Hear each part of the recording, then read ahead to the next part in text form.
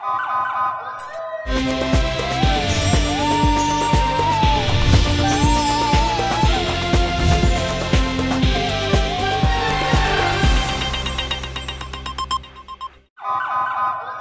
पहले नजर डालते हैं अब तक की बुलेटिन। जी बिल्कुल, गुजरांवाला से खबर शामिल करते हैं। गुजरांवाला भगवानपुरा के इलाका से 15 रोज कबल अगवा होने वाले ताजर काम स्टील के मालिक शाहद अजीज़ की लाश मास्टर सिटी के एक ज़ेर तमीर घर से बरामद। शाहद अजीज़ को इसकी भाभी ने 2 दोस्तों के साथ मिलकर कत्ल करवाने के बाद लाश ज़ेर तमीर घर में दफन कर दिया था। पुलिस की टीम फ्रांसीसी टीम के साथ मिलकर लाश को निकाल रही है। 2 मुलजमान गिरफ्तार हैं। हतून ने भी इकबाल जुर्म कर लिया है। अगला टारगेट इसका अपना खावन था।